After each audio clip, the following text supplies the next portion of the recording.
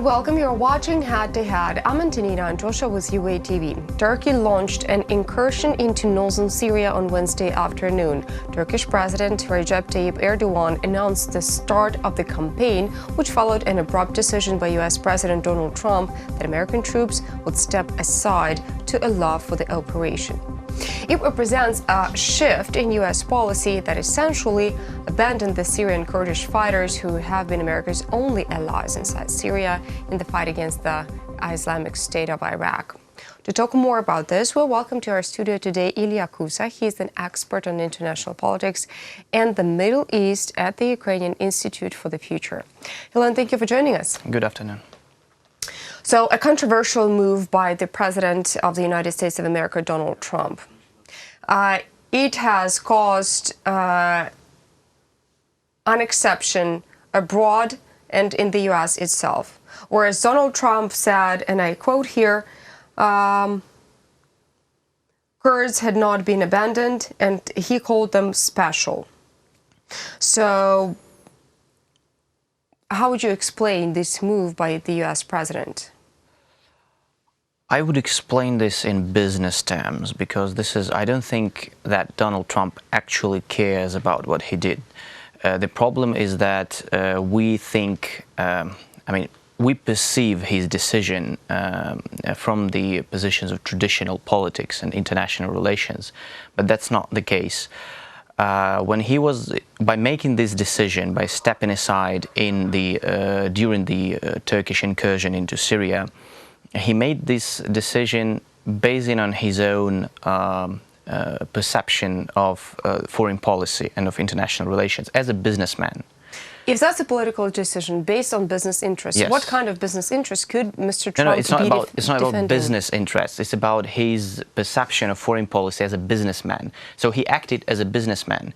He didn't act as a politician.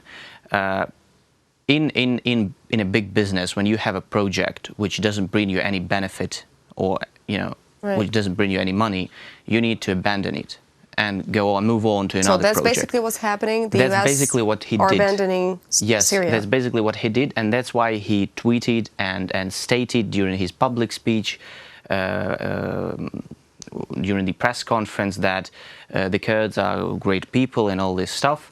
But I mean, we spent, how he said, like billions of dollars on Syrian operation, and that's why we don't need that. So this is actually very close to his promises during elections, when he said that one of the most drastic mistakes that the United States have ever made is going into the Middle East, because he thinks that all these wars, all these conflicts in Iraq, in Syria, in Yemen, you only spend money, but you don't gain anything. So he thinks as a businessman, and that's what he did. He didn't make a political decision. He made a decision as if he was a businessman from New York, who he actually is. Nevertheless, Donald Trump is the president of the United States of America. He is the key political figure, not only in his country, but let's say on the international geopolitical and political arena. Mike Pompeo, the United States Secretary of State, said that Washington did not give Turkey consent to conduct a military operation against Kurdish forces in northern Syria. What's the stance of the Turkish president on the situation, considering the fact that he wanted to create a safe zone near the border, and now it's basically impossible?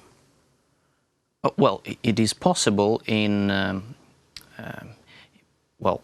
way that President Erdogan sees the safe zone. I mean, his interpretation of a safe zone is occupation of a territory, neutralizing all the terrorist elements that he sees the Kurds as terrorists, and creating some kind of a political enclave, pro-Turkish enclave in northern Syria, which will further be the platform for Turkey for further political influence and to politically affect Damascus, in years to come. So this is his goal. He calls it a safe zone, but his interpretation is this. And that's why the agreements between the US and Turkey didn't work, because they had different, they saw this safe zone differently. The United States thought, traditionally that a safe zone is some kind of a demilitarized zone where you have patrols, you don't have heavy weaponry, you have only civilians, and it's like a buffer zone or something like that. Turkey saw it in a different way. They wanted to neutralize the Kurdish movement, which they see as a threat to their national security and their borders. They wanted to block this connection between the Syrian Kurds and the Turkish Kurds by creating this buffer zone between them, between the two movements. Right. And the third, they want to bring up to 2 million Syrian Arab refugees from Turkey to these territories. So this is clearly a goal, like they want, of creating a strategic political enclave in northern Syria, just to keep it, to keep influence on this territory, to keep influence on Syria for years to come. So basically what it looks like right now is that two leaders are acting in accordance with their own perception of the situation in one country. Yes, exactly. What's your forecast? What's going to happen to Syria within the next, let's say, 5 years if the situation remains the same? I think the Kurds, well, given the fact that they are militarily, politically, now diplomatically weaker than Turkey, they will be defeated. But I think they will start a campaign of terror against the Turkish soldiers that will occupy the territory, as the same way they did in Afrin, in another region that was occupied by Turkey last year. And to my mind, Turkey will get their own Vietnam in northern Syria, because it's a very complicated region, and the northeastern regions of Syria, they are very difficult, even in geopolitical terms. So it is a locked region from all sides, desert region, which has nothing actually strategic. That's why there were plenty of questions to the United States on what were they doing there actually in the first place, because there are no strategic interests, American strategic interests in northeastern Syria. And the Kurds, they will not go because they have nowhere to go. This is their land, and that's why they will fight till the end.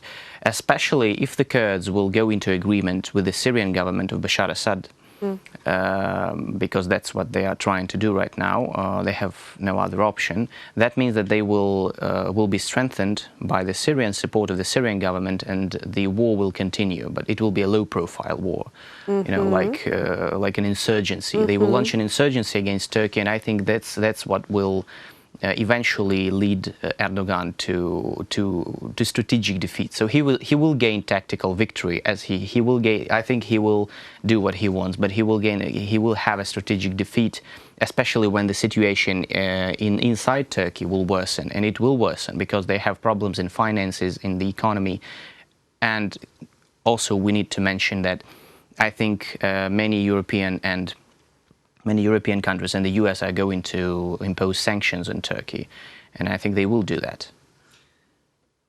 Concerning what you've just said, had Russia anything to say about the latest situation in Syria? Because Russia is also involved. Russians are very happy about that. They are very happy because, first of all, NATO alliance is in a very bad condition right now because of Turkey. I mean, the second largest NATO army is attacking one of the most effective NATO allies in Syria. So, of course, the Russians are very happy. Also, if the West will impose sanctions on Turkey, that will mean that Turkey will be pushed toward Russia and Iran and China even more closely than it was, because they will not. I don't see any prospect that Erdogan will admit his mistake or something like that. He's not that kind of person. So he will be pushed more towards alliance with Russia and China and Iran on Syria, and he will be more dependent on their position on Syria. That means that Russia, and supported by them, and support, of course, because what we also heard from the statements from Kremlin is that they had some arrangements with Erdogan before the operation, because Erdogan called Putin and told him about the operation, and I think they had this agreement. Is there any information what Putin had to answer? Well, they actually publicly said that we are not involved. We think that Turkey has the right to defend their national security, so actually they supported the operation. Yeah, approved it on a low level. Yes, but approved. Yes, that's exactly what happened. So they approved it, but they said that, well, it's not good for the region, but still we don't object. So I think they had these agreements, and I think now Russia will push Kurds to go into an agreement with the Syrian government.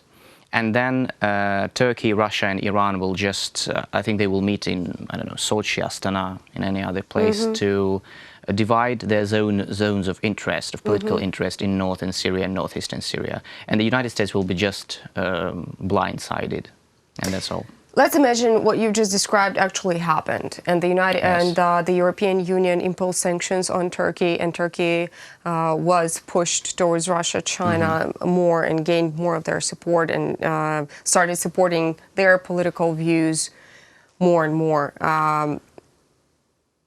Will that mean that the European Union would end up more endangered than even now, that Russia is being totally aggressive against Ukraine?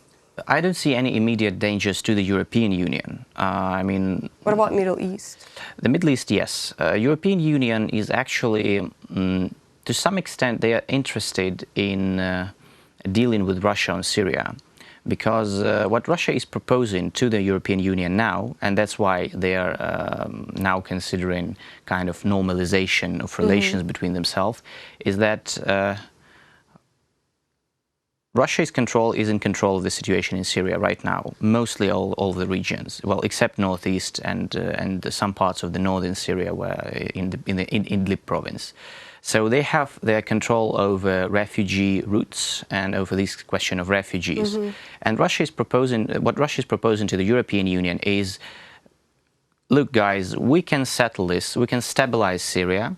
We have agreements with Turkey, with Israel, with Iran, with the United States, with Jordan, I mean with Lebanon, with all the countries around.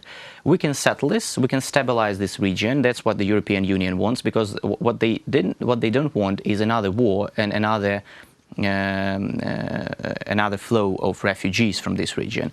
And that's why I think European Union is actually interested in kind of stabilization. And if this stabilization will be at the cost of Kurds, and it will come after the United States will withdraw their forces out of Syria, I think this is imminent, they will support it. Maybe they will not say it publicly, but they will support it, because the first interest of the European countries is to stop the flow of refugees, to keep them in the Middle East, and in the best case scenario to get them back to the Middle East, especially from the neighboring countries. Because, for example, the majority of Syrian refugees, they're not in Europe. They're in the neighboring countries. In Lebanon, 3 million in Lebanon, 6 million in Turkey, 1.5 million in Jordan. So if Russia, or at least if Russia gets Europe to think that it is capable of bringing these people back to Syria, they will support it. Maybe not publicly. Okay. Well, thank you so much for coming here, clarifying the whole situation for us and our audience. That was Iliya Kusa. He is the expert on international politics and the Middle East at the Ukrainian Institute for the Future. Thank you so much for watching Head to Head. Stay tuned with UATV for more.